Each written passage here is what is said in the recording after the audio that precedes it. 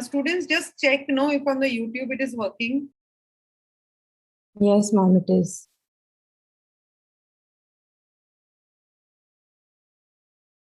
It is working, ma'am.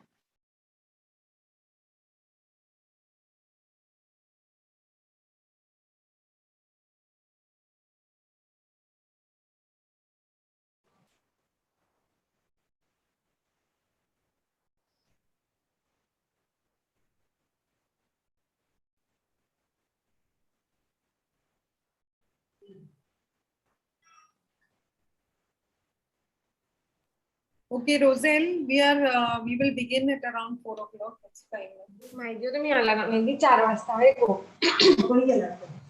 Please mute your mics, huh? Students, please mute your mics.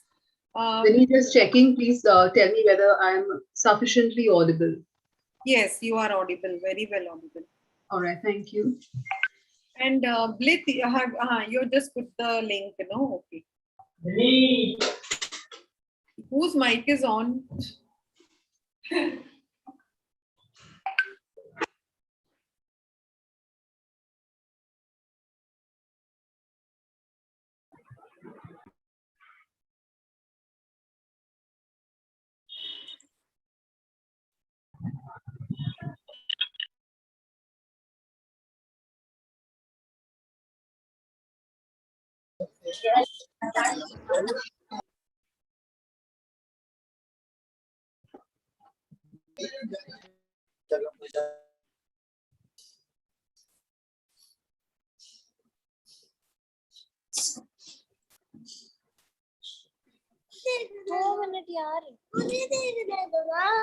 Sanju Kumar, can you please turn off your audio?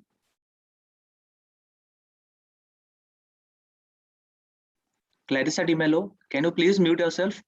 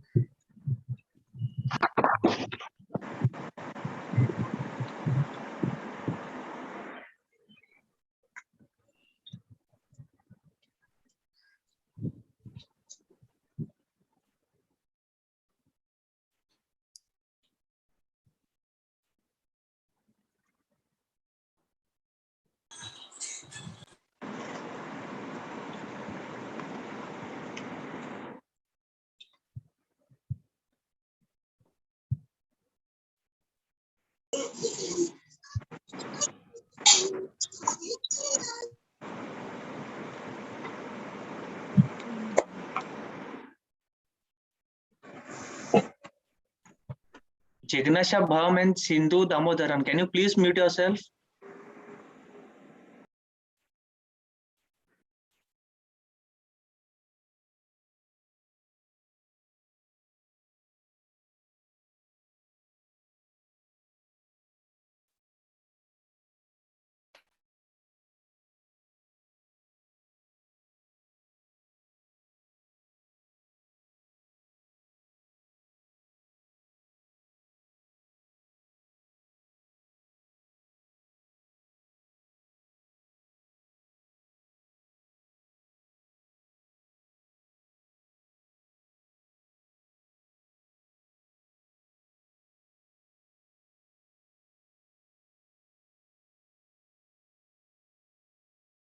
अगर मेरे को अगर ऐसा कुछ होता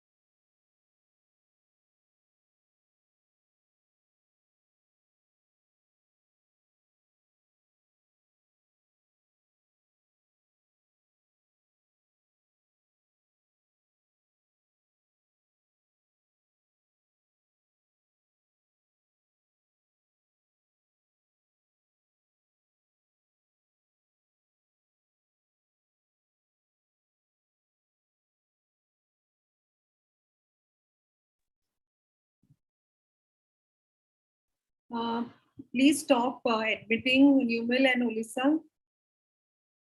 Yes, ma'am, I have stopped. We currently have only 90 members in the meeting.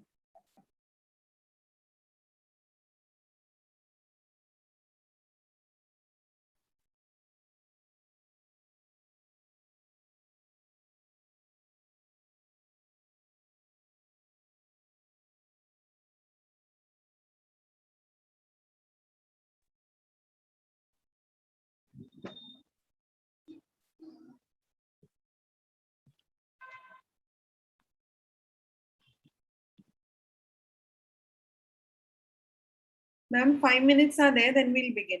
Okay, okay. Good evening. Father has joined. Ma'am, he said that I'll join sometime. Don't make me join. Chala. Maybe, yeah, maybe end. Yeah, maybe, yeah. Roselle has joined. Yes, yes, ma'am. Hello, Roselle. Hello, Dr. Samuel. How are you? I'm fine. Can I see you? Yeah, of course. Yeah, hi. Hi. So you are looking as it is, huh? No change at all. I don't know whether you remember me from before. Yes, I remember. Now I remember. So how is life? Good. Life is good. How are things for you? Going well, yeah. Yeah. You are in Canada, right? Yes. Yes. Which part? In Toronto. Okay.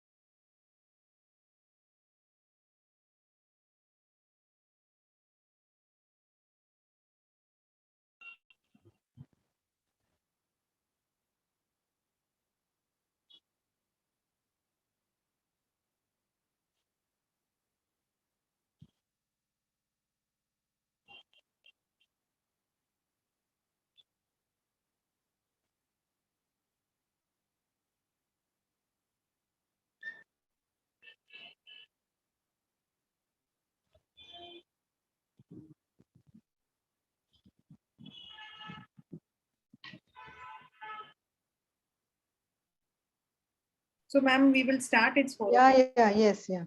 Yeah. So, welcome everyone to this mathematics webinar series, which is hosted by St. Xavier's Institute of Education Mathematics Pedagogy Unit.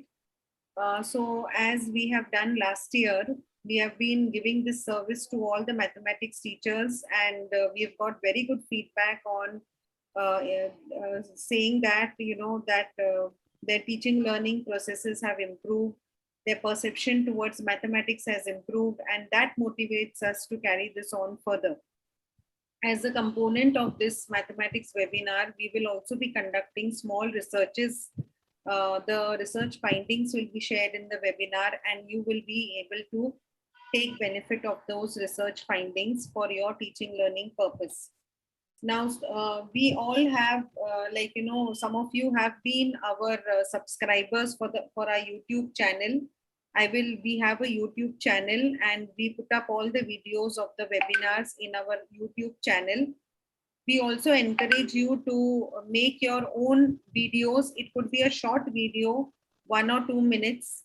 If you have tried out any innovative strategies in your mathematics class, please make a small video and send it to us on mathslearning2020@gmail.com. I will put it up on in the chat box.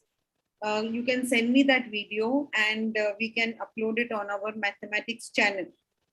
This endeavor is to spread the mathematics knowledge and help many teachers to improve mathematics teaching learning. As we know that mathematics has been a subject that the students fear, they have a phobia towards. We are all committed to improving the achievement in mathematics, and this is a small venture of ours to help the teachers in this journey. So today we have a very good resource person with us, and she will be talking to us about an innovative topic, which I think would be of help to all us teachers, and it will really give a different dimension in the area of assessment. So with these words, I would just request all the participants to kindly mute yourself for us to have a good webinar. So please mute yourselves. I would invite Dr. Susama Samuel, our principal, to say a few words before we begin with this webinar. Over to ma'am. Okay, thank you, Dr. Winnie. Good afternoon, everyone. I welcome our manager, Father Blaise, all participants today present here for attending this webinar, and the students and faculty members, all are welcome to this program. The program is on strategies and solutions for boosting mathematics learning, series 1. So this, I definitely am very happy to say a few words about this webinar series, which started last year, and Dr. Winnie Sebastian was in charge of this program. And this is conducted, I think it is her own baby. So it is conducted by her with the help of this pedagogy unit students of St. Xavier's Institute of Education. It's a very good initiative. And about this, I can say this is a second phase, because, or maybe second series, whatever it is, like we had the first session or first series, which consists of so many sessions were there, like webinar series, so many sessions were there. And all these sessions, mostly it was based on research based sessions. So some of them were resource persons were sharing their thoughts. So overall it was for promoting mathematics education. And what Dr. Winnie said is the purpose of this webinar is to promote mathematics education. I can say that because we have seen that the students overall, they have a fear, they have a phobia, or they have a difficulty with mathematics, not like any other subjects. So this webinar, in the last webinar series, also helped the students as well as the teachers also. So it helped a lot, and also they have conducted a number of researches based on this, and that research is also conducted in boosting, I can say, in boosting mathematics. So it was a very good initiative in the first phase. and the outcome was also very good. And also after that, there was a YouTube channel, and there was a certificate course based on this. That was also an extension of it. That was also very good and well appreciated by people. And today's our topic is something very different, which is very new approach. Not even I just heard about it. I also don't know much about it. I would like to hear from Dr. Roselle. Strategy that is using Harvard's visible thinking toolbox for teaching and evaluation in mathematics. So only the word which was very familiar was not very familiar, but just heard is visible thinking. So that is, I think we have heard about visible thinking. That is just an approach, or it is a new approach to thinking, or a strategy or thinking like. So it is something like we can say that it's a concrete thinking or a healthy thinking, which helps students to think loudly in the classroom. And also what I heard, I don't know whether it is correct, but visible thinking is some research-based thinking like. So students can related to research, they will think in the class, and through proper listening, and especially in the mathematics class, we know that proper listening is very important in the class, and proper asking questions is also very important, and also noting down in the class is also very important. That is also very important in mathematics class, because otherwise they copy down something, they write something. And nowadays in the class, we know that because the students, what they are thinking, we don't know whether even that all that the mobiles are there, other things are there. So whether they are thinking correctly, that is also a very important question. And definitely Dr. Roselle is the right person to speak on us, and we are also very much interested to learn from you, Roselle. And she was also a teacher educator in Mumbai. So welcome back to Mumbai. Definitely, we are very proud that today you are our resource person. Happy to see you after a long time. So welcoming also to Mumbai and to our college, St. Xavier's Institute of Education. So we would like to hear from you this in detail, what it is actually. I am also a student sitting in front of you to listen what it is and how to use this visible thinking in mathematics, as well as I think this we can use in every classroom. I think so. In every day we can use it. Every classroom also we can use it, and for every subject also we can use it. And also thank you so much, and I welcome you to St. Xavier's Institute of Education. And also I appreciate Dr. Vinny's effort. It is a good initiative. And I think Dr.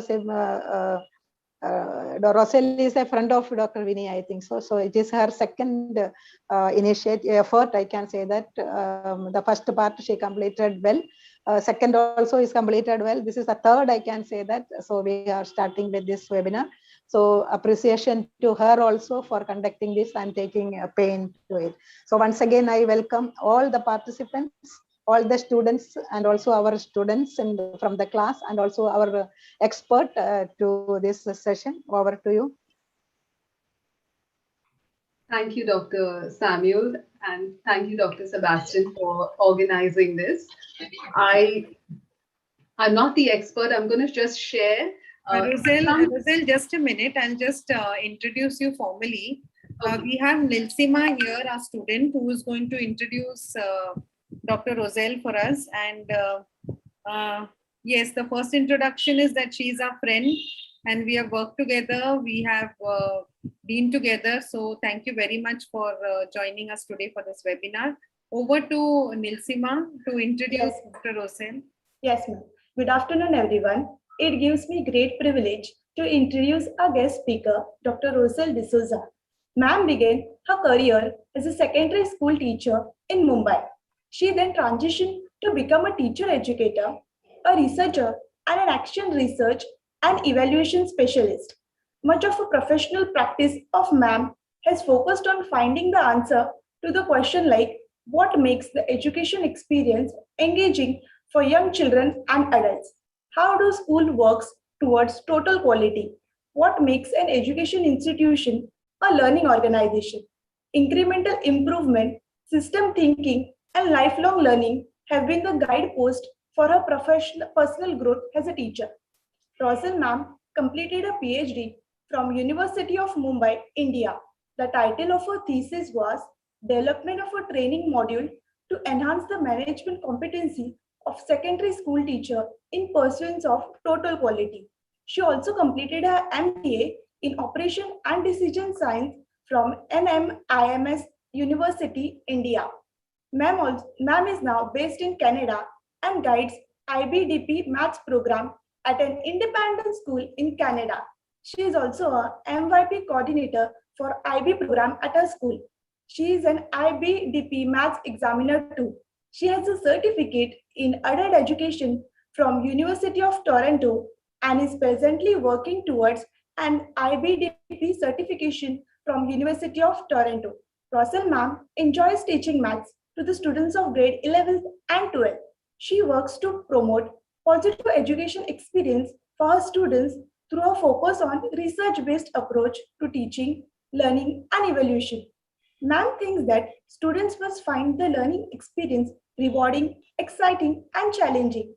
In the process, they must be gently lead to their zone of proximal development.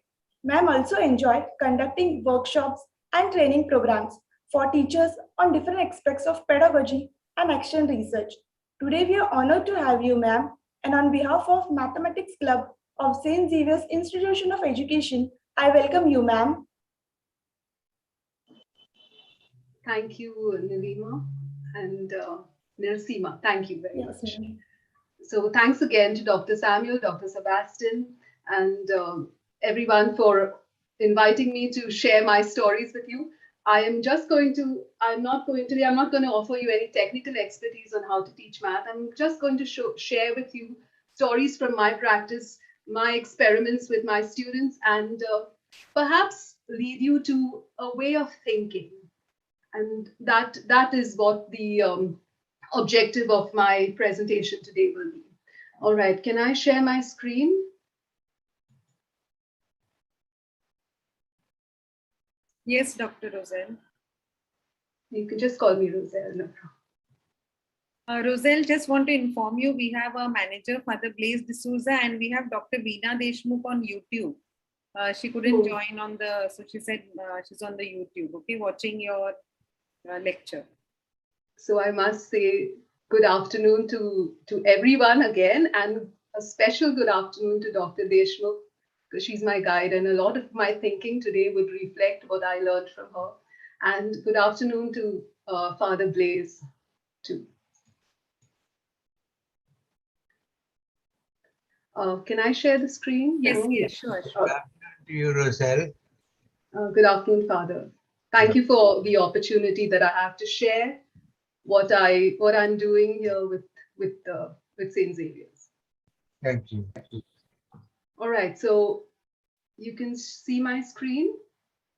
Yes, we can. So today's topic is going to be visible thinking routines for teaching and evaluation in math. Like was said in the introduction, I teach math to students of grades 11 and 12, and these students are university bound. There are certain objectives and challenges that I have to prepare them to be, resilient and strong when they get to the university, and that is what I am focusing. That is what I focus on in my practice, and you will see that hopefully through this presentation. All right. So the agenda for today: we'll speak about the context. Then we'll see how we bring Maslow, Bloom, along with Anderson and Prathwall and Vygotsky to the classroom. Then I will speak about the visible thinking routines. I'll give you some examples from teaching, some examples from assessment. I will show you how I use the visible thinking routines for student portfolios, and then my concluding thoughts. And I will also use the visible thinking routines at the end to evaluate this webinar. All right, so I have a small little video here that I can play for you. Watch it and then just tell me what your thoughts are. Think of it in terms of teaching and learning math. Think of it in terms of learning math. It's just a straight plummet to certain death. Important ears of Who. Oh, don't worry, citizens of Whoville. I'm light as a feather.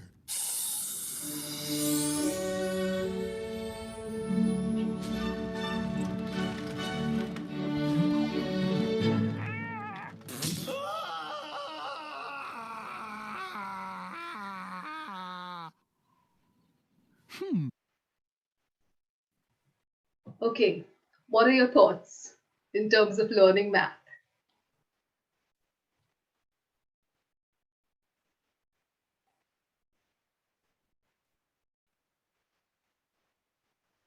Participants can write their thoughts in the chat box or unmute yourself. Or Vinny, you can just read them also. That's also fine.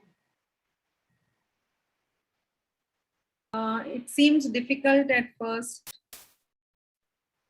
Is the Okay. first- I request Susan and Blythe to please read out the chat messages. Yes, ma'am. Yes, ma'am.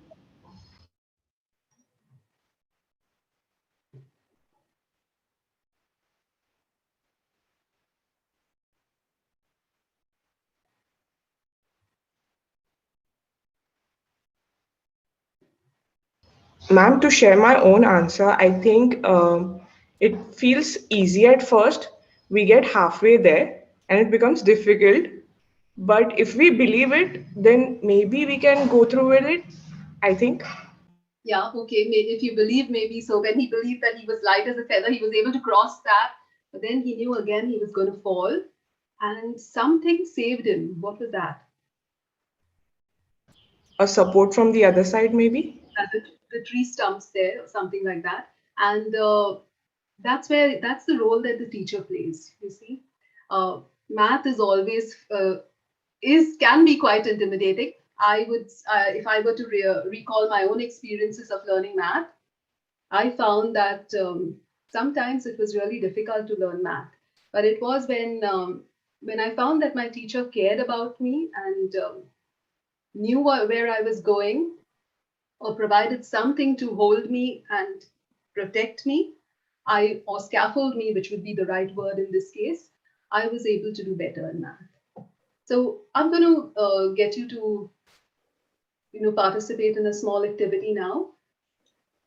This is a question: why do students fear math? And I'm going to stop share for a moment and share with you in the chat a link, a poll everywhere link, where you can put in your responses, and then we can see what you think.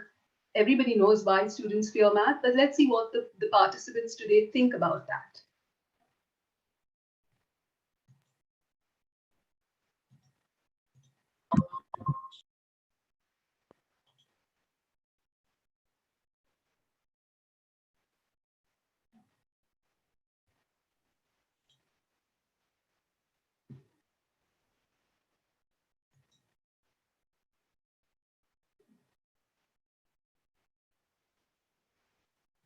Okay, it's just taking some time.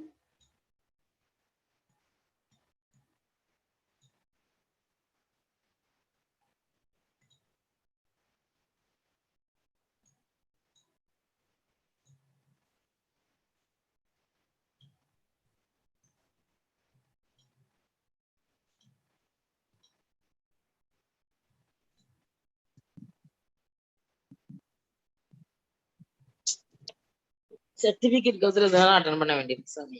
Okay, I put the link in the chat. You can access it from there. And I will also share the screen again with the poll everywhere.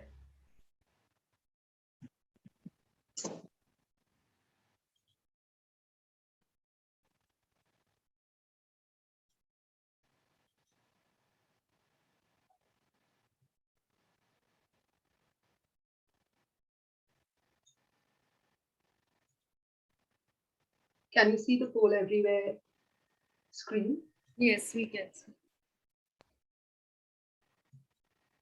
So put in your responses.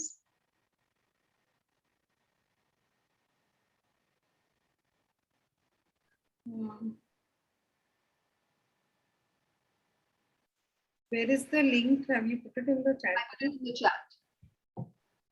Ma'am, the link is not hyperlinked. Yeah. It's not clickable. Okay, can you see it now? Just go to pollev.com and then just sign in. I mean, just join. You just have to put your name.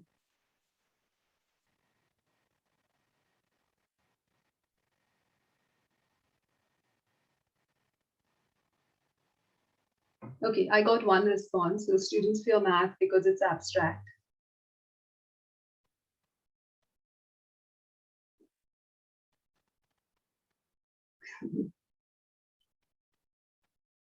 Can you see the word cloud forming? It says here, what I'm gathering is that they fear that just the subject by itself so far.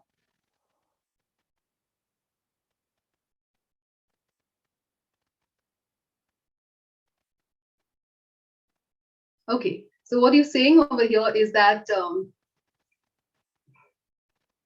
it's difficult to understand math. There's a lot of memorization involved.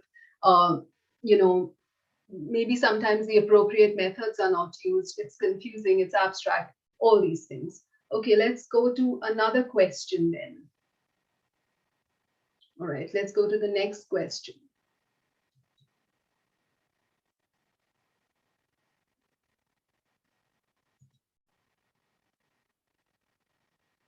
The next question is, as you can see from the slide, and I will activate it on poll everywhere again. It is, when do you remember enjoying math? So until I activate that, can you just please think about when do you remember enjoying math? When did you enjoy math?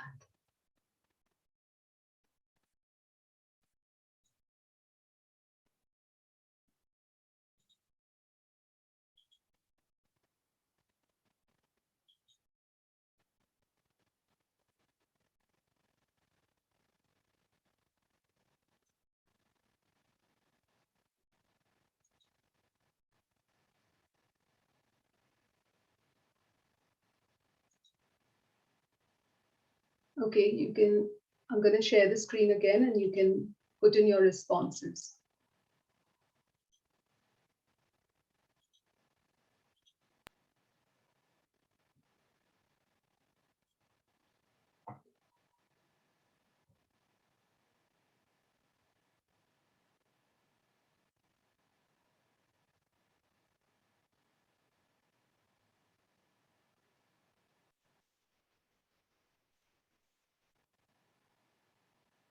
I think some of them were not able to access and they put it on the chat only, the answers. Okay, then we'll just discuss it from the chat. When do you remember enjoying math? Yeah, so Susan, can you read out the answers from the chat?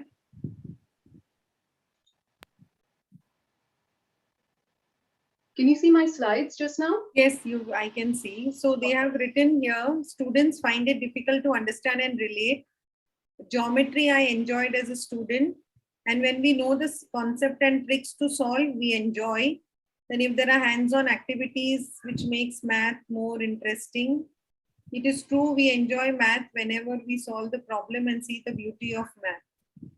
Okay. I enjoy doing maths in college or when I started teaching till standard 11, when we understood the concept well. I enjoyed it. I could do few things hands-on when the concept was properly understood, when taught in a fun way, when connected to life, when concepts are clear, when I'm able to solve it. When I actually started doing it myself, when I could see how the formula was derived. Yeah. So basically what I gathered from that was that people started to enjoy math when they could find connections, when they could understand it conceptually or holistically rather than just understanding how to apply a formula, how to do a calculation, how to remember the steps of a theorem, something like that. And my thoughts would also resonate with that. It makes a difference. When I studied math by rote, I never enjoyed math. So that's where now as a teacher, like some people said, when they started teaching math, they started enjoying math. I would say I too would share that opinion. So when I started teaching math, I started to ask myself, what is it that students don't like about math? What is it that they fear about math?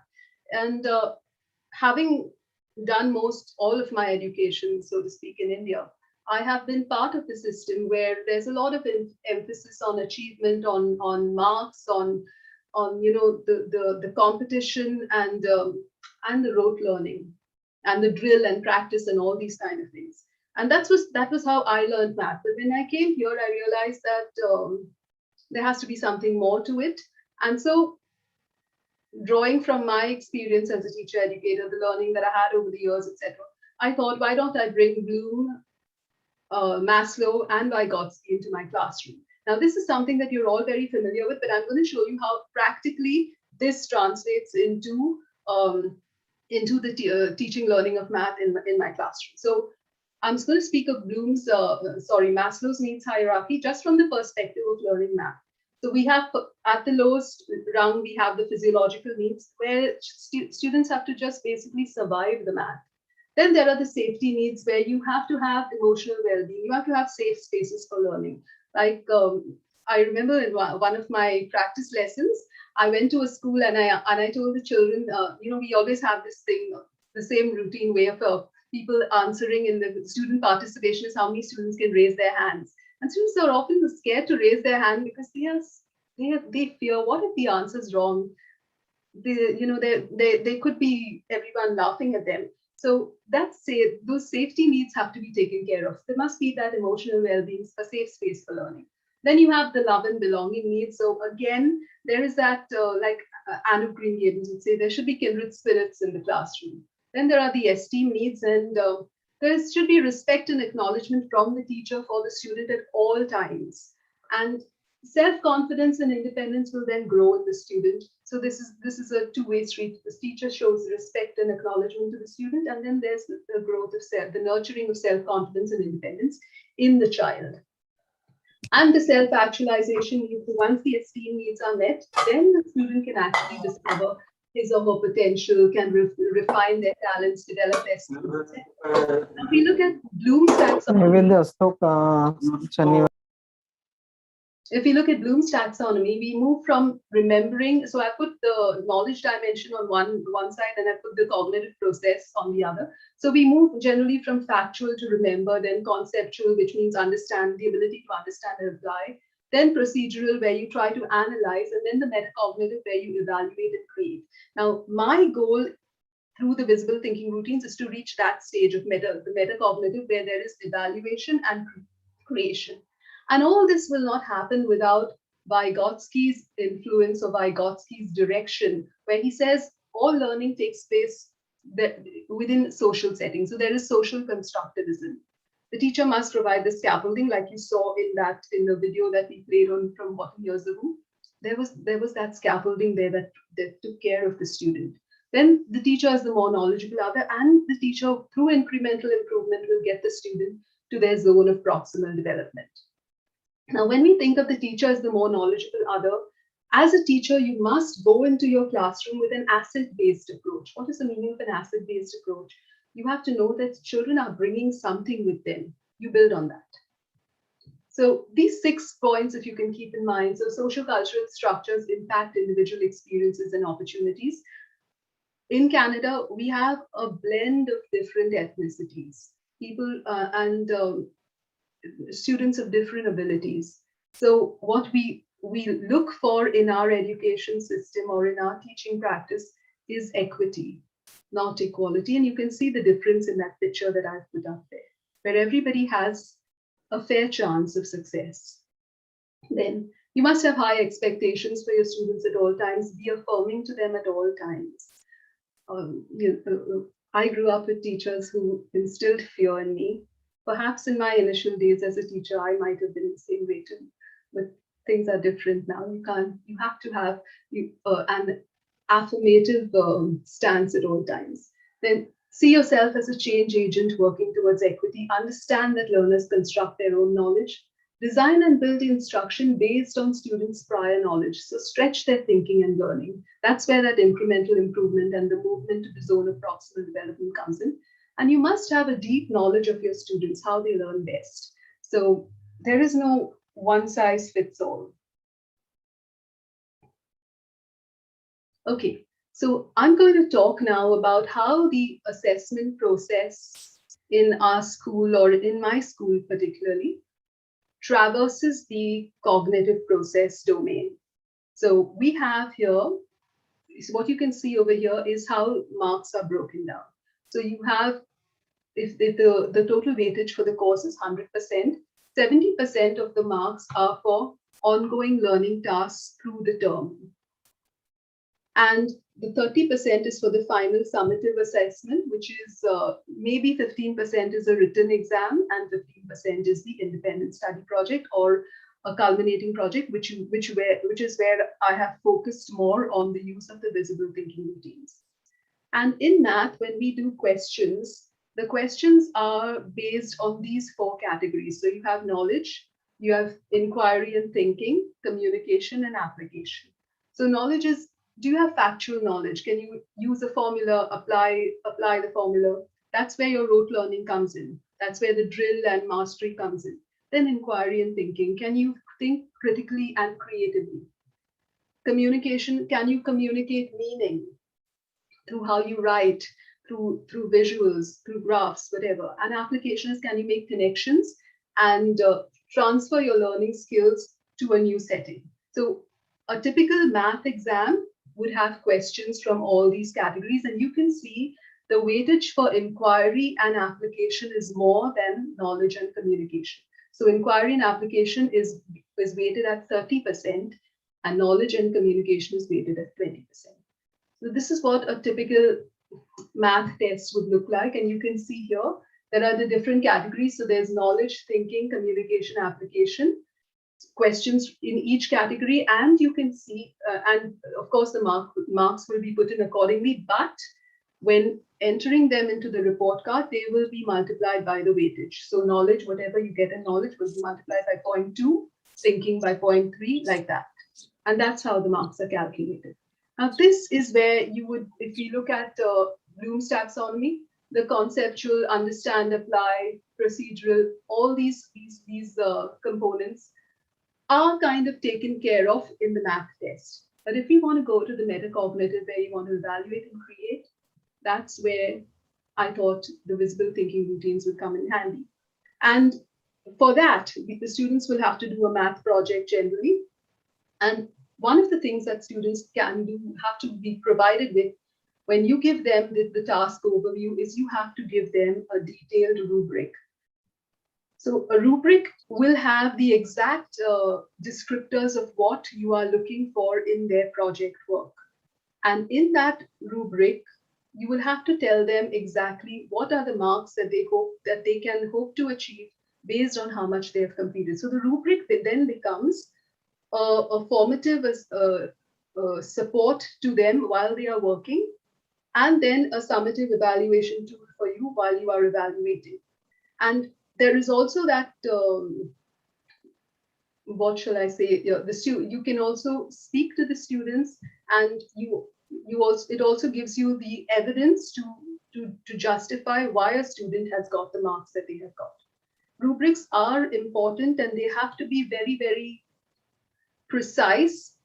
You cannot have a generic rubric for everything. So based on what your task is that you are asking the students to do, you will have to have a rubric that fits that particular task. And that's where teachers have to think and work towards making that explicit for the students, so that the students and the people who collaborate with them and help them with their learning at home, whether it is their parents or their teachers, can work together. And there is some amount of transparency, because again, this is not like a right and wrong thing where there is objective marking.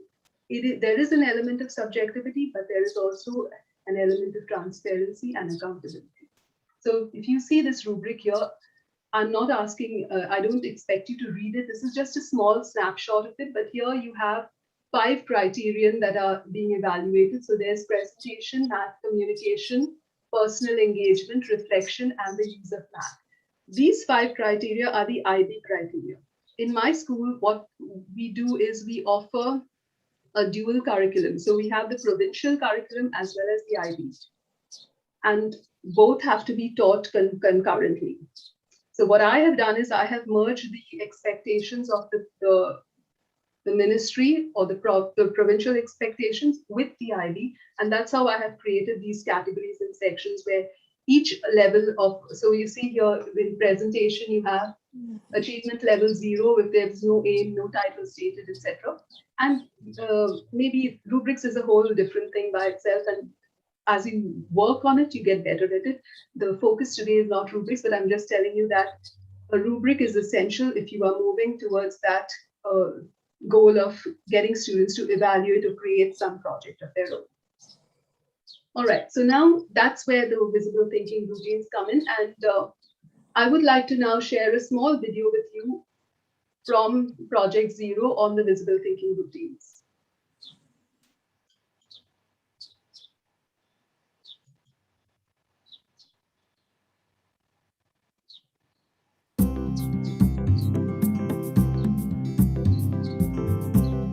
What can we as educators do to help students become better We can't see thinkers? the video, Yeah, Rosal. one second. One might assume that a good place to start is to teach. I will just get that done.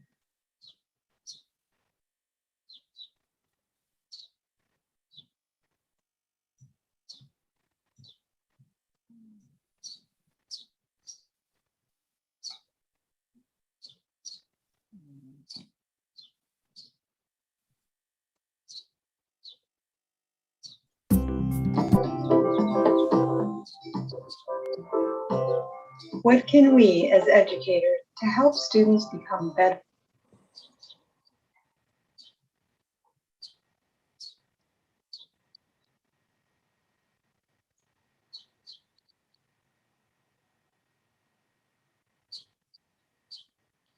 Okay, you should be able to see the video now. Better thinkers. Yes. One might assume that a good place to start is to teach thinking skills. But is teaching skills enough? We often miss opportunities to use the skills we have simply by not noticing times when they might be useful. Good thinkers not only know how to think creatively, critically, and deeply, they actually do it. They have a repertoire of thinking moves to draw on, they're inclined to use them, and they're sensitive to the times when thinking would be helpful. In other words, they're in the habit of observing, analyzing, and questioning. So can we teach this? Researcher educators at Project Zero have been exploring this question for many years and think the answer is yes. The thinking routines they have developed as part of their research invite learners of any age to be close observers, to organize their ideas, to reason carefully, and to reflect on how they're making sense of things. These routines are flexible enough to be used to engage learners with any artifact, system, or concept, including their own thought processes.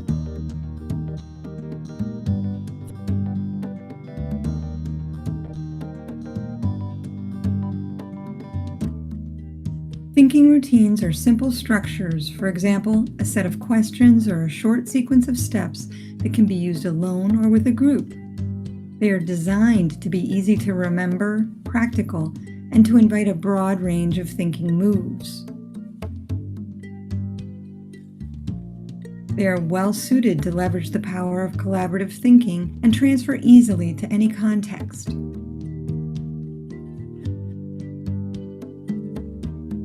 You can use them without training or prior experience, figuring out how they work along with your students just by using them.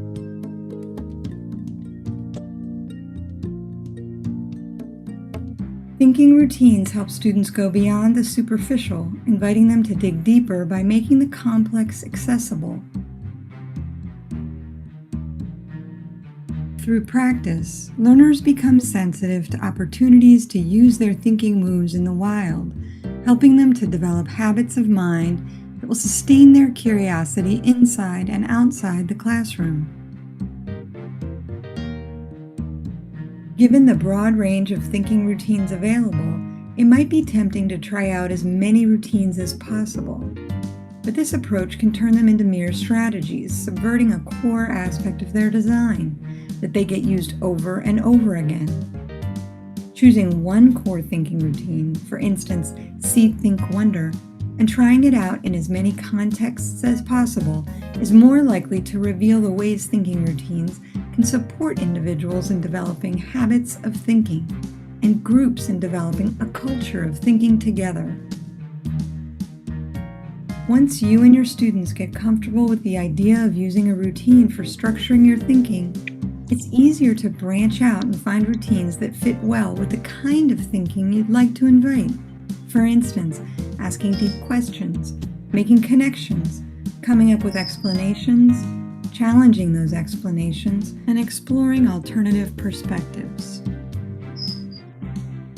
Thinking routines might at first seem too simple, but it is their simplicity that makes them easy to remember and to use. Rather than simplifying ideas, thinking routines offer straightforward ways to sustain learners in their inquiry into complex problem spaces. While it does take time, using thinking routines in your classroom cultivates a community of thinkers with a culture of thinking, supporting learners in becoming intentional in their shared pursuit of deep understanding. Okay. You gathered from the video that the thinking routines are very, very simple, but they are a good practice to develop a culture of thinking. And that's what we want from our students, to remove the fear of math. They have to see math and everything around them. They have to see the applicability and the usability of math. And that is what these thinking routines have done for me. As in, it was my experiment that I tried these out.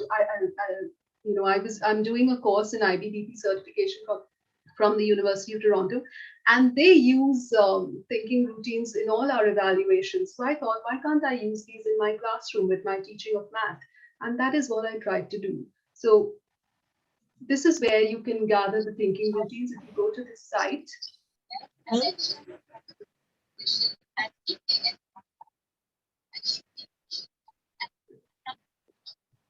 ये तो video दिखा रही है और can you? Okay. So hello, ma'am. May I intervene in between, ma'am? Yes. Ma'am, I'm from Indore, MSB Education Institute, and we are using these visible thinking routines from last year, and we are finding drastically changed in our students. That's so wonderful. All the visible routines, peeling the fruit, making connections, seeking wonder, connect, extend, challenge. Almost all the routines we are using, there are like around 70 routines are there. Yes. Yeah, all the teachers are working in our school on this. That's so wonderful to know. So, I've just tried it for these last 2 years because of, the changes that happened in our education system because of COVID. And I had to move beyond what was on the surface, kind of like if learning was online, how do you account for authentic assessment? How do you ensure that students are thinking? Because I don't know, when we offer students tests online, how do you take care to see that integrity is not compromised? So these are questions that bothered me. And so then I said, why can't I? The students were very happy when they didn't have exams, but then when they had to think and work on and create projects like this, initially I had to deal with the complaints, but later they understood and appreciated what it was all about. So you can see, I will just share the thinking routines page with you, and then we will move on further. So if you can see this is these are the thinking routines. All right, and if you can click on each one of them, like say click on the core thinking routines, you see so many over here. Like supposing we look at connect, extend, challenge, there is a particular resource over here, a resource link, which will actually give you a PDF of what are the questions that you can ask, when you can use this, how you can use it. And it is very, very simple. These are very simple questions, but they have the ability to create or start inquiry processes in the minds of the students, which then can have a deep impact on whatever they are learning. All right, let's go back to the presentation.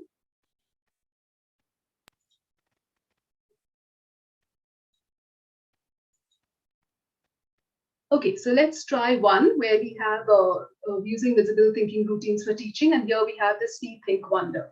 So the questions are simple. What do you see? You give the students a problem, something, say, what do you see? What do you think about that? What does it make you wonder? And I'm talking now from these thinking routines can be used across different age groups. I use them for grade 11. And though these questions seem very simple, look at this question here. This is a grade 11. This is a question from the grade 11 textbook, Introduction to Functions. Students don't know anything about functions, or even if they have learned it before, they need some review and recap or revisiting of those concepts. So here is the question.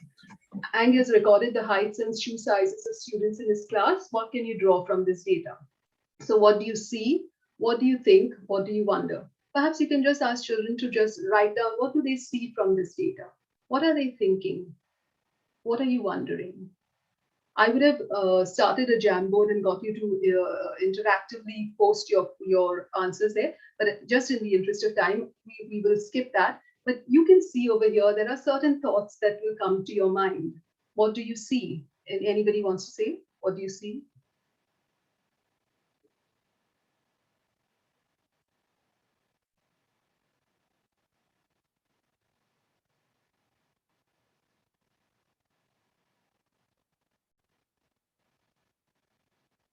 Are there any responses coming, or shall I continue? It's written, it is not a function. Yeah, you see, it's not a function, but how do you get students to understand the difference between relations and functions?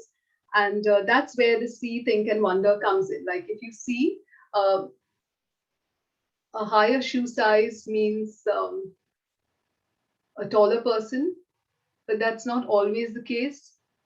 And as they explore further and they wonder about how come somebody with shoe size 8 can have a height of 160, and shoe size 8 can also have a height of 174. This is where you understand that perhaps it's not really a function. Okay, and that's where they start to appreciate and understand the connection that math has with real life.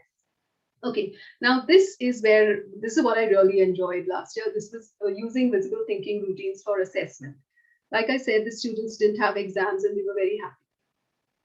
And I wasn't letting them go with doing nothing. So I said, you have to now conduct an investigative exploration. Take your whole textbook and choose anything and conduct an investigative exploration. What do you have to do in that? You have to write me a report at the end of it. What do I need to see in that? I need to see the aim of your investigation, the rationale, the methodology that you're using, the calculations, the conclusions, reflections, and references. And then I set in place scaffolding procedures, which was they would have visible thinking conferences with me. These were the dates for it. Then they had the submission of their draft report, and then they had their final submission. So these were things that I set in place at the outset. I gave them the rubric. I showed them what was expected of them. And let's see how this played out.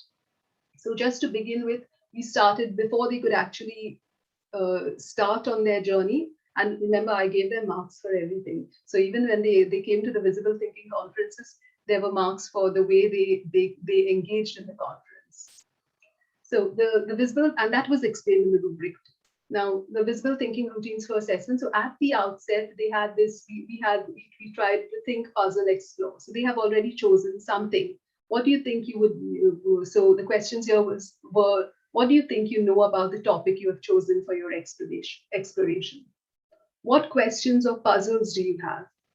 What does this topic make you want to explore? So this was when in the very initial stages when they had decided, okay, maybe I can use sinusoidal functions. Maybe I could study the impact on plants in the nurseries, because in Canada we have 4 seasons, and if you go to a nursery to buy plants, you find there are different flowering plants at different times of between spring and summer.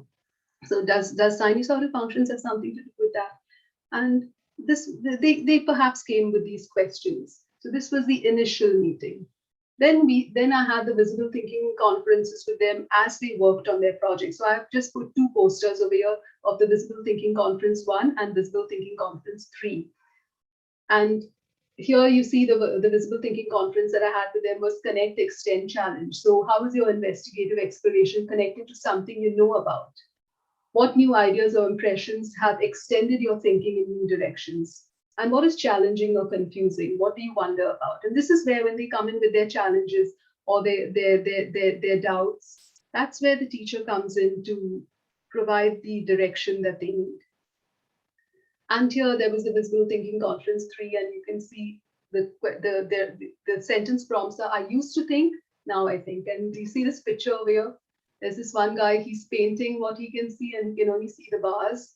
And the other guy can see beyond the iron bars, and he can see the beauty in outside the prison cell. So sometimes when students are presented with a task, they might feel that they are in a prison cell, and there are so many constraints and constrictions around them. But as they begin to think better and they understand what they are doing in this exploration, the picture changes. And I'm going to share with you some projects that the students did.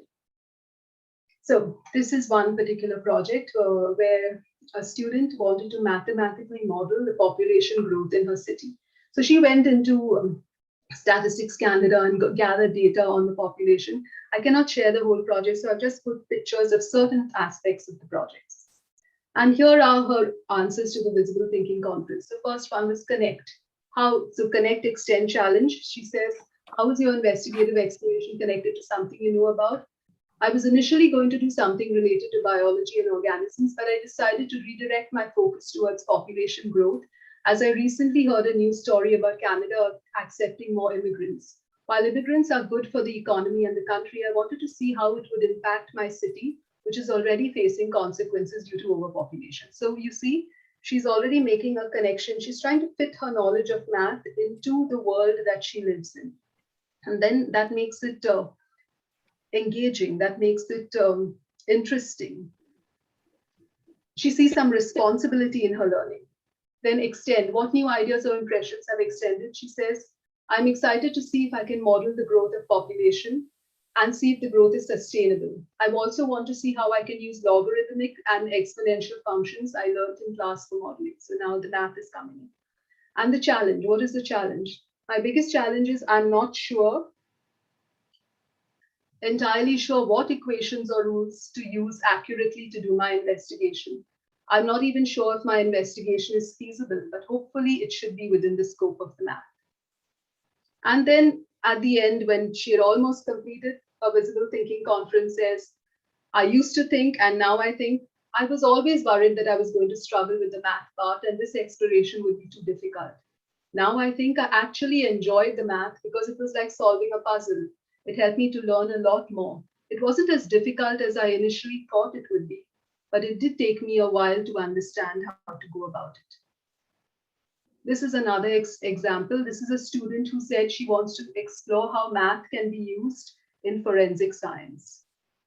And I told her nothing about this. She created this scene herself. So she created a fictional case study.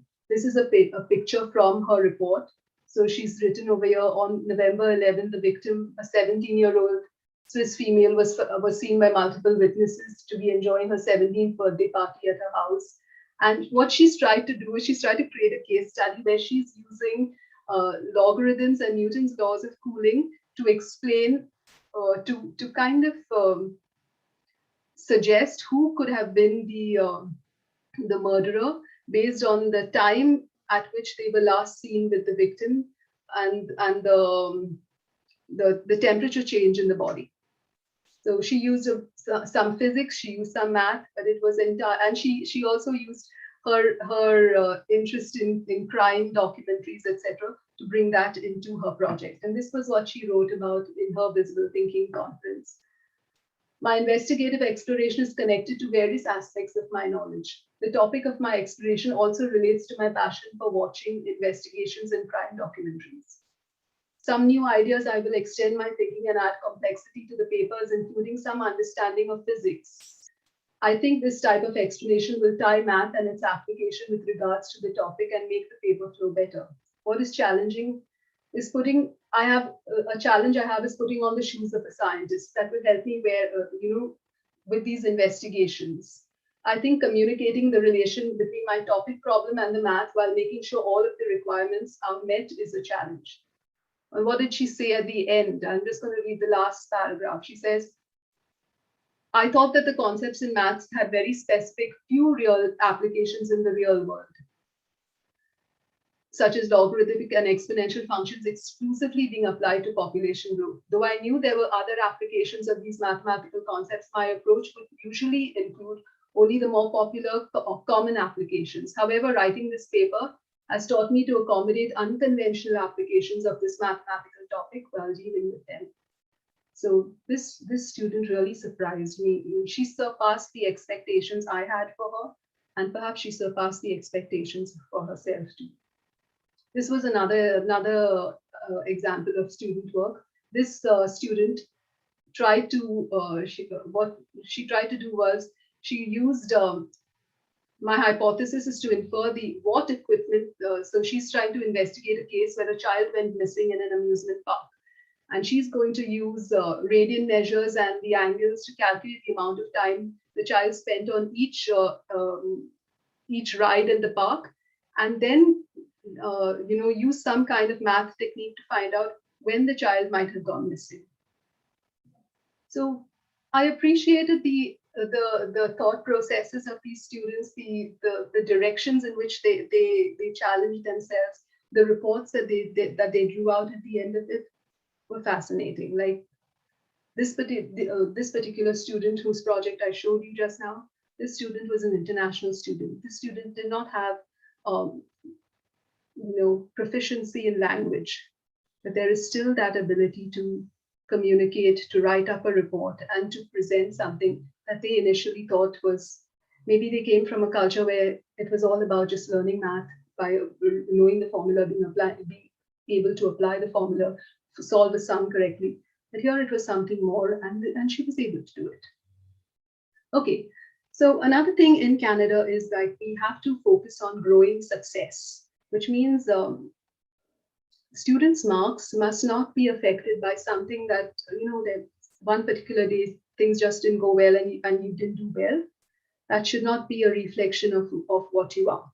Your marks must show your most consistent, most recent progress. So one of the things that we do over there is we have a close network with parents, and we use the parents as collaborators in the learning journey of the students, even though these are grade 11 and 12 students. So I thought of having a using the visible thinking routine for a student-led conference. Now this is Compass Points. So Compass Points talks about east, west, north, south. So E is for excited. What excites you about your progress in this course? What's the upside? Worrisome. What do you find worrisome about your performance in the term? What's the downside? So if students can write this down, then you can have a conversation with them, and keep that in mind when you're interacting with them, that this is where the student needs help. This is where the student needs a little nudge, a little encouragement, a little clarification. And that would help. Then what do you need to know? What support from your teacher or parents can help you do better? What are your suggestions for moving forward? What are your long-term goals? What are your short-term goals? This can be filled out by the student. Again, the use of a visible thinking routine for a student portfolio. Then when you come to meeting with the parents, like you have all the assessments that parents can also have access to. So you could talk to this is another visible thinking routine, lenses for dialogue. So I could say to the parents, what observations do you have on your child's progress? So this is see, probe, choose and share a lens, and reflect. So what observations do you have on your child's progress? Is there any particular piece of assessed work you would like to discuss? Just one piece. Tell me more about what you see in this work that concerns you. And reflect. You give your perspective as the teacher. And then after our conversation, do you have any new thoughts? So that's the reflection part. I can make a note here and keep that in the student portfolio in my record so that I know how the student is progressing as she moves forward. Okay, so that was using the visible thinking portfolio routines for student portfolios. So in conclusion, I would say that using the visible thinking routines have helped me develop or nurture the IB approaches to learning skills among my students. As you can see, they did their research. They were able to communicate. They were able to write down their reports. They were able to think. They gave me projects which I never imagined they would have done. There was self-management. They were able to stick to the deadlines. They were able to work and produce the project report in a manner that was expected of them. They developed social skills, because whenever we met for the visible thinking conferences, we met in small groups. So they learned from each other. They learned to support each other. They learned to listen to each other. And they learned how math is related to life. And math is not something that is isolated from life. So when students surpassed their expectations, these were some of the responses I got from them so far as the course evaluation was concerned. So somebody said, I think I just needed motivation to improve, and when math becomes fun, it becomes easier.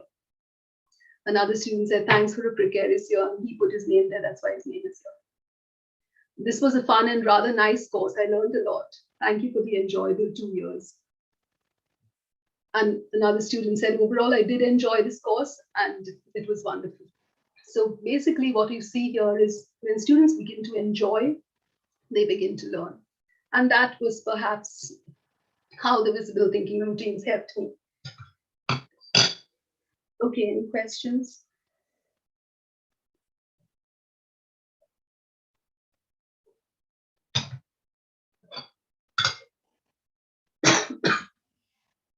Before we go to the questions, we could use the compass points, that visible thinking routine, to discuss questions. But I just want to conclude with this thought from the IB documents, and it says, the implementation of process-oriented skill-based teaching can be challenging for both teachers and students. Excuse me. The teacher's role becomes more facilitative and the student's role more inquiring. These approaches to teaching and learning do, however, have the potential to develop minds well-formed rather than minds well-stuffed. And that is an aspiration at the heart of IB education. This is from the IB document, but I think this should be an aspiration at the heart of every teacher, whether you're teaching math or anything. You want minds that are well-formed rather than minds that are well-stuffed. Okay, thank you for joining me in this exploration. If you have any questions now, we could discuss them using a visible thinking routine. So I would request participants to unmute themselves and ask any questions. We have a couple of questions on the YouTube also, which the students can put across.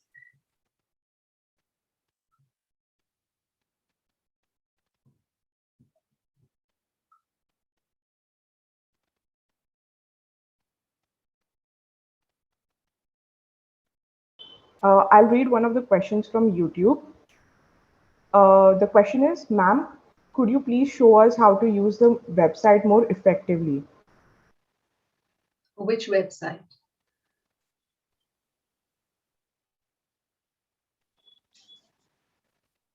Are you talking about the Thinking Routines website?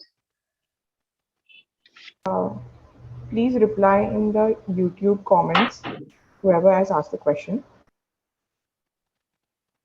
Meanwhile, there's another question. Can we get wide variety of visible thinking routine ideas through links? Yeah, so if you go to the, let me stop share and I'll show you the visible thinking routine page.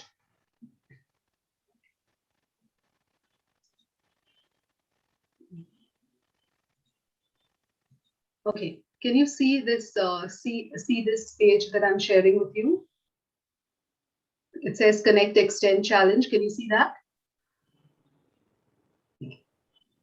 Yes, ma'am. Yeah, we can. Here you have Connect, Extend, Challenge. And if I go back, if you go to this site, that is, let me go to it from the presentation.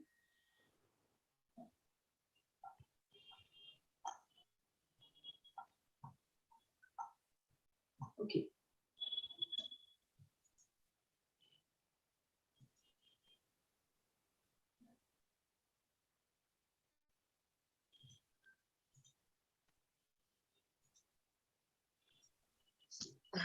So here you can see the Project Zero's thinking routine toolbox, and there are so many different thinking types over here. So you have the core thinking routines, you have perspectives, controversies, dilemmas, you have perspective taking, whatever.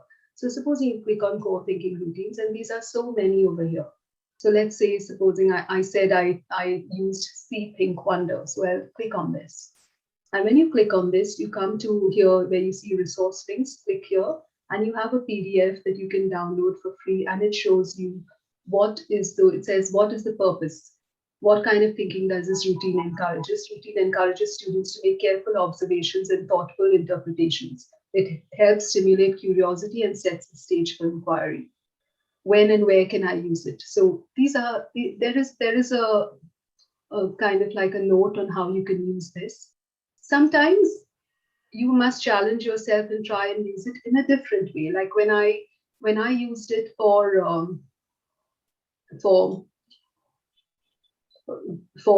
the student portfolio, the thing that I said about lenses, it was actually meant for looking through an art gallery. But don't you think student work is some kind of reflection of their art or their craft? And so I said, why can't I use that over there? So it's as you start using it, you will start enjoying it, and you will start appreciating it, and your mind will start making connections where you can see a new way in which you can use this particular thinking routine. There was a teacher who shared her experience, and she can add to this this conversation just now and tell us how they use it in their school too.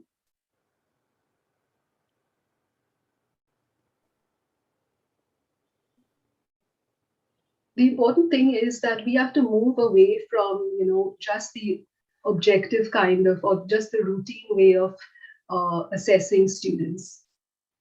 We have to move towards deeper thought processes where they understand the context in which they are learning. Roselle, can you put the link on the chat of the yeah.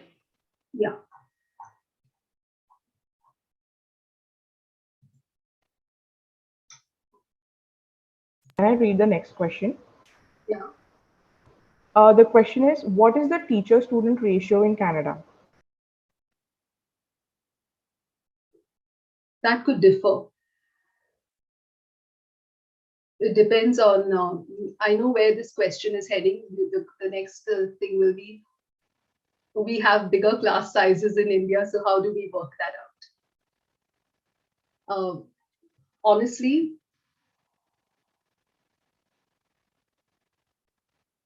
I would say that doing this kind of thing is always hard work, where you have to move beyond asking, move beyond what is just, the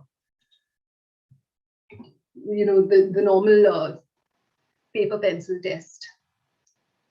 It is always hard work, because then you are having to invest yourself in understanding. If there were 30 students in my class, 30 different projects, and also understand where the student is on their own growth journey, or on their own proficiency level in math.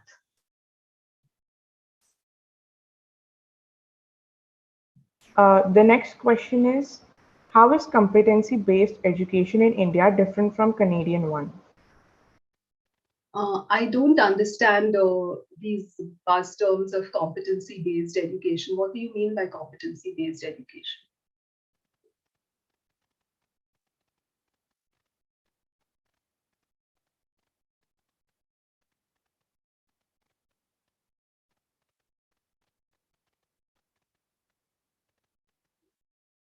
Should I move on to the next question?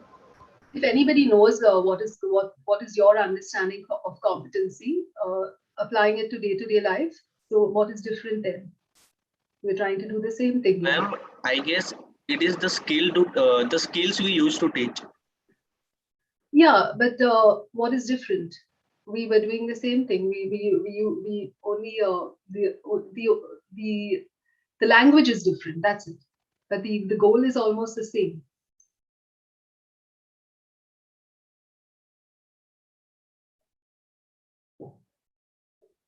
Along with the subjects, skills are also assessed, ma'am. in competency-based learning.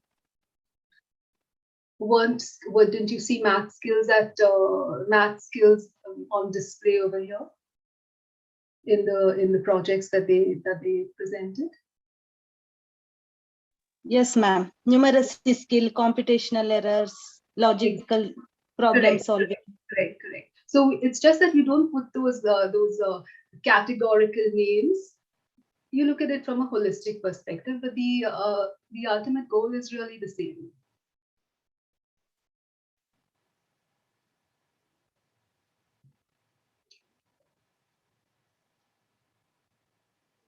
Are there any more questions? Any more questions? Yeah.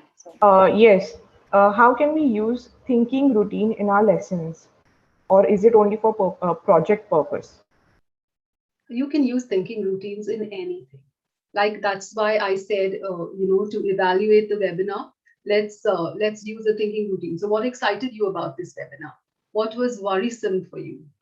Can I do this in my classroom? Can I do this kind of thing? Are there systems in place? Will management accept if I had a rubric instead ask students to do a project? How will parents perceive it? So these are questions like worrisome. What do you need to know more? Maybe you need to understand how to write rubrics, how to evaluate and assess with rubrics. What is your stance? What is the stand, the contention that you will have now moving forward with respect to teaching of math? So this was where I was looking at evaluating, gathering your thoughts based on a thinking routine, and that is why I put that last slide where we had the compass points thinking routine. So as you start using the thinking routines, just go onto that site, go to that page, play with it, look at the different options that are there. Try and start thinking yourself. When you start thinking as a teacher, you will be amazed at what you will get from your students. I remember when I was a teacher educator, I used to always tell the students about in Canada, we have the Niagara Falls, and there was this one person who thought about the power and energy that could come through the falls. And he created a power generator there, which then provides electricity to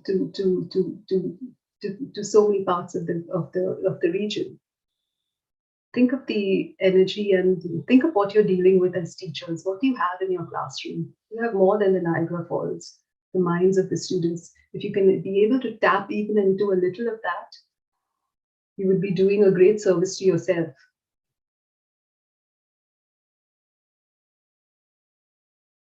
Ma'am, a question from YouTube. How do we know the evaluation is foolproof guarantee of their learning? So one thing that we do in Canada is we don't have only assessment of product. We have conversation on and observation also. Like in most systems, we would have just the assessment of your test, right? That is product, or your assignment that you submit. But you also have a conversation observation. So that is an ongoing assessment, and we have to develop assessment plans that give appropriate weightage to these aspects also. That's when you know whether the student is really doing it or faking it, right? And as you become more and more adept at teaching, you know very well when there has been compromise on integrity. And you know how much you want to intervene in that situation and where you want to put the brakes. That's your professional judgment.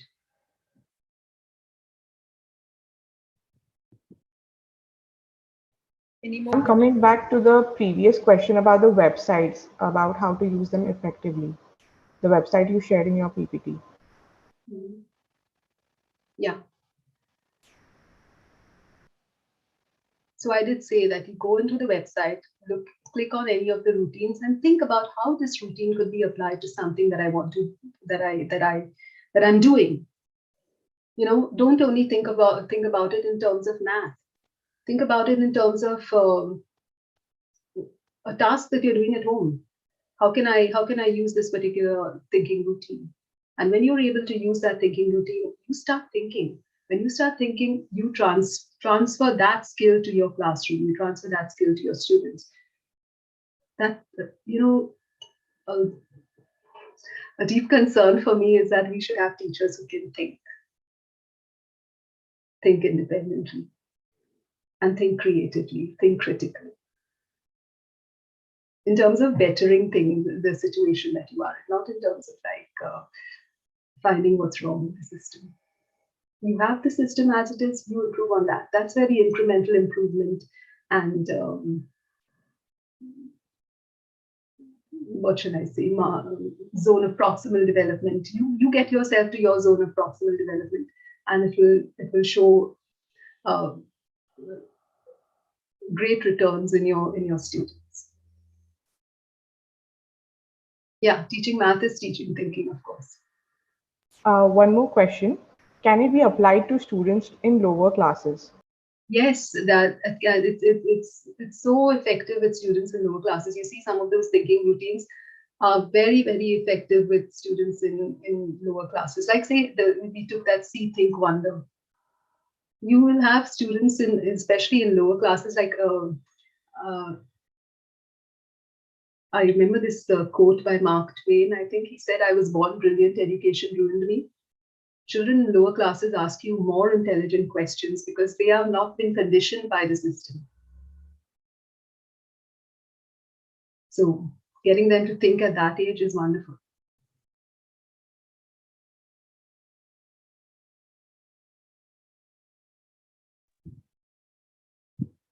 Any more?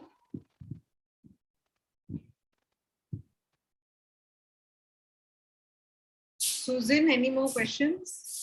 Ma'am, there's a question about what is this class about, ma'am? I'm sorry. There's a request to share some books which teachers can refer. Honestly, just look at the website. Look at the website and try the thinking routines. You don't need any other books. Then take the thinking routine to your classroom. Perhaps one of the exercises that you can do in your teachers training program is try incorporating the thinking routines into your lessons, into your lesson plans, so that you get the practice of using the thinking routines. One more question. What are remedial solutions for students performing below par in Canada? All right. Like I said in one of the slides, you might have seen, I spoke about equity and not equality. So what we can offer students is opportunities for improvement. And that's one thing that I appreciate about the system here is that each teacher has a certain level of autonomy. In India, when I taught in school, it was like we had unit tests, we had exams, semester exams, and these were the only marks that were reflected in the student report. That's not the case here. The 70% of ongoing assessment is for all the assessments that happen through the year. And I, as a teacher, like if I teach a course and there are 8 chapters in the course, I like to follow the traditional chapter method. Some teachers may just take several chapters together as a unit and have a test on one unit. But we have certain things like assessments. Like I told you, they have to be assessments of product, observation, conversation, and you must have assessments as and of learning. So assessments for learning would be like when you do your lesson plans, what do you say? What is the previous knowledge of the student? You perhaps ask them some questions, or you have a small little quiz or an activity for them to do. That's your assessment for learning. Assessment as learning is where you keep asking questions, you give them a test, or you give them an exit ticket, something like that while you are teaching. And assessment of learning is what happens at the end. So in your assessment plan, you're supposed to have at least for every off learning is what marks you will see in the report. There must be at least 2 assessments for and 2 assessments as learning. So that's where you know that this child is not understanding something. Perhaps you need to provide them with some accommodations. In some cases, students also have an individualized education plan where their tests may be chunked. What is the meaning of chunking? You do only part of the test on one day. You do part of a test on another day. Now here you have to, as the teacher, you have to be careful about how you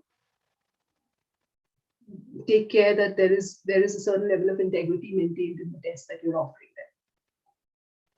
And for my part, what I do is I give the students 3 chances. At the end of the year, they have 3 chances to improve on their work. So if there is a particular test that they haven't done well on, and if they want to do the corrections, I'll say, okay, you do the corrections, I'll give you 50% of the deficit. So which means if there was a knowledge question, and the knowledge questions were out of 16, they got 8.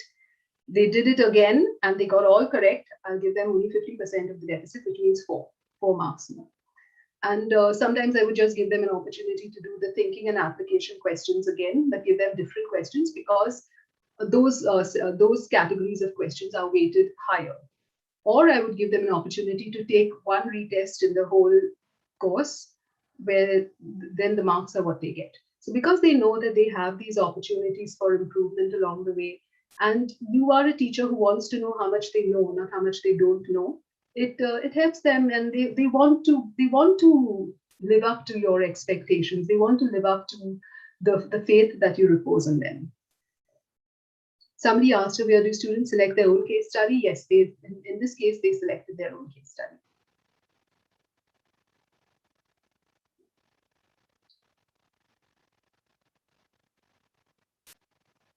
I have no more questions. Thank you.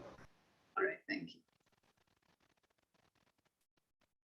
I think it was a wonderful session with Roselle. I think this evening was very fruitful for us, knowing about these thinking tools, and definitely I think with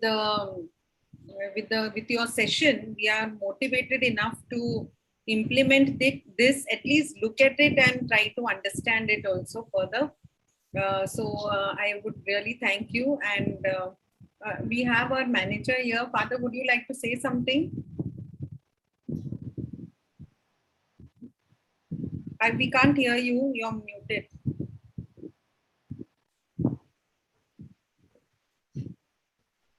Roselle, I suppose you can hear me now. Yes. Yes. I always connected math with, in a way, logical thinking. And I realized that math implied a certain amount of logical thinking. Though it was late in my, not so much in my school career, but when I was in college, when I learned logic, that I realized that math and logic are very closely related. You need to think logically and critically for math to play a living role in your life. And this became real for me only when I had to be out in the villages and try to understand how village children and how village adults think maths. Perhaps they don't think of it in the same way as we do in urban areas where maths is taught to us in a very systematic manner in school. But they have to think maths. If you see that the way they make their houses, I used to wonder how they can be so precise with regard to their angles and things that they use to make their houses. I said, this cannot happen unless they are thinking mathematically and logically. And often they would do a better job of using their natural mathematical ability to do things correctly, to measure their fields correctly, to measure the water in the wells correctly.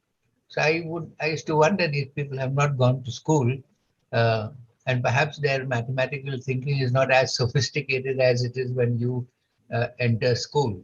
But it is the mathematics that is related to life. And I think that is important for us all to see how mathematics is related to our life. If there is no relationship between the mathematics that we learn in school and our life out there, it is something that remains very, very abstract in the mind. And I think we need to be able to link it to life, to link mathematics to life, to link geometry to life, to link algebra to life. Often perhaps algebra is the most difficult to link to life. Arithmetic and geometry are easier, but the others are more difficult. And yet they are used.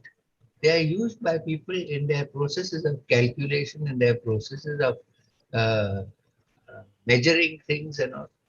And perhaps they will not be able to explain it to you because you have vocalized it, alphabetized it, and numerically you have described it, which they might not be able to do. But it is a facility which I have seen that villagers and even village children use very, very well. I'm saying, and yet we always think that mathematics is a difficult subject. If you ask them to do something, they would do it absolutely correctly because but in the class, if you told them now you have to learn these formulae and all, those formulae didn't make much sense to them.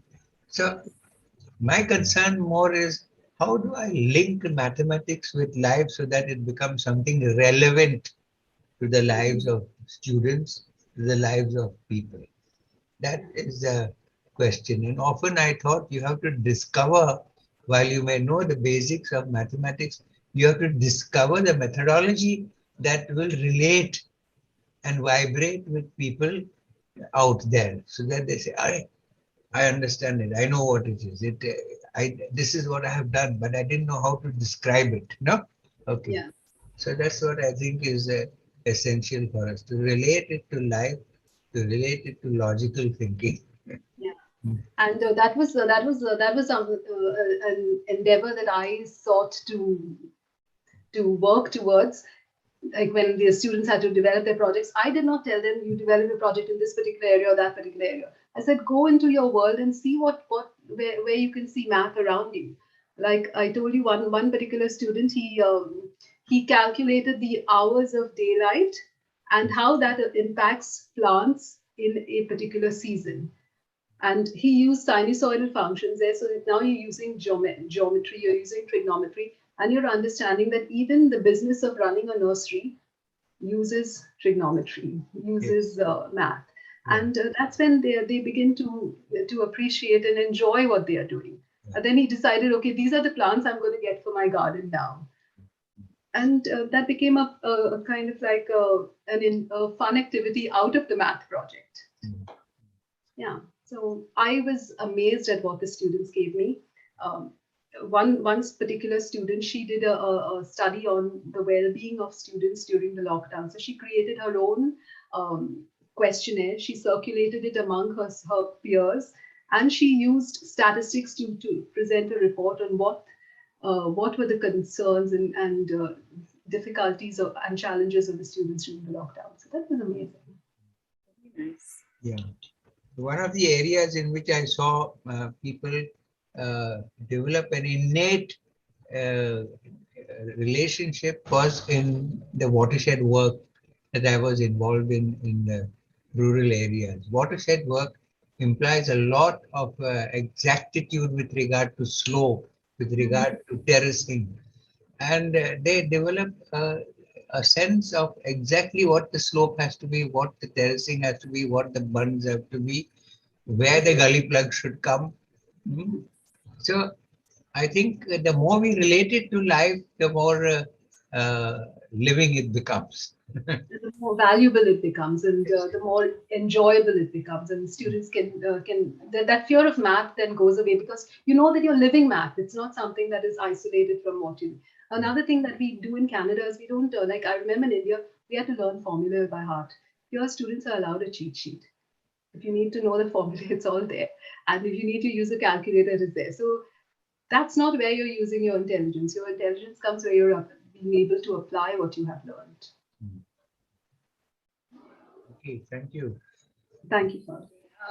I now request Rachel to give us a few instructions on the feedback form. Rachel? Yes, ma'am. So a general reminder to all the participants present here Link for the feedback form will be sent in the chat box as well as in the chat on the YouTube shortly by the end of the session. Kindly fill it to get the e-certificates. I now request Sarang to deliver the vote of thanks. Yes, ma'am.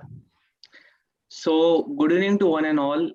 It gives me an immense pleasure to propose a vote of thanks on behalf of SXI to all the dignitaries present here. Today, we were able to reflect upon many things, including Harvard's visible thinking tools, which will for sure incorporate many learning and evaluation teaching skills in mathematics. A special thanks to a resource person, Dr. Rosal De Souza, who has shown a presence from all the way from Canada. Your expertise tactics for sure will boost mathematics learning in all numerous ways, ma'am. Thank you. Right from the agendas of learning mathematics to how to tackle the phobia of mathematics, and from the various theories like the Bloom's and the Maslow's and the assessment process. It was all very inspiring, ma'am. It felt very real. Also, I think by practicing the virtual thinking, I think it will be good for us to be more creative and be better thinkers when it comes to maths in all the possible ways, ma'am.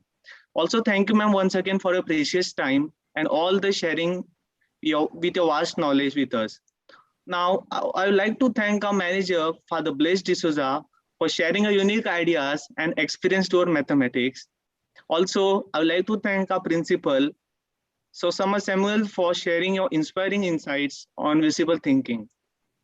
Also, genuine thanks to our staff coordinator, Dr. Vinny Sebastian, for giving me this opportunity and for all the countless efforts, coordination, which helped us to make the event a success. Also, the session wouldn't be successful without our organizing team, Blake, Numal, Olisa, Susan, Saloni, Rachel, Nilsima, who all supported us from being behind the curtains and making this webinar flourishing. At last, I would like to appreciate all the participants for actively engaging through Zoom and YouTube during this session and being such a genuine sport. Without you, the session wouldn't feel alive. Looking forward to see you all again. Thank you so much. Thank you, Charles. Thank you, Roselle. Thank you again. Yeah. Thank you, everybody. Bye. So it's morning for Rosella, early morning for Roselle. All right. Thank you very much, Dr. Thank you, Sebastian. Roselle. Dr. Bye. Samuel. Thank you, Father Blaise. Bye. Bye, everyone. Thank you. Bye.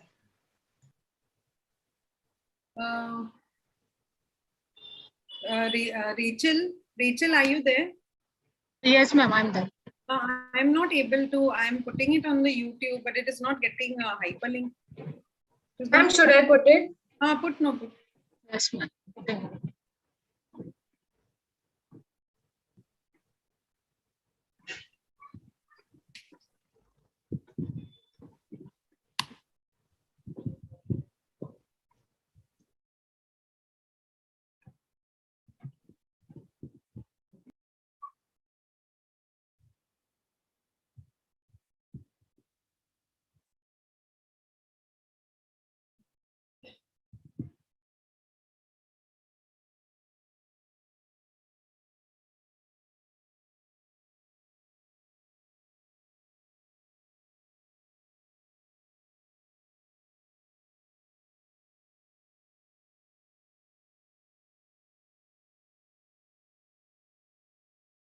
It's not appearing there on the YouTube.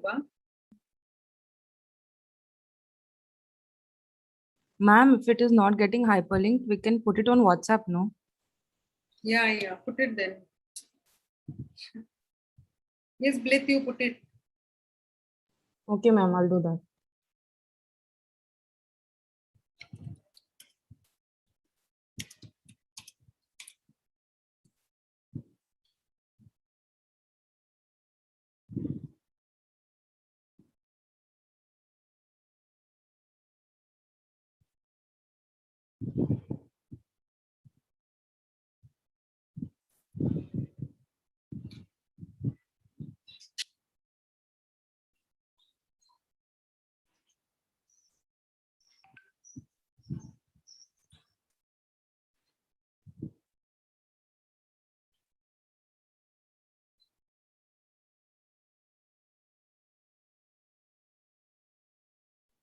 Okay, students, thank you very much.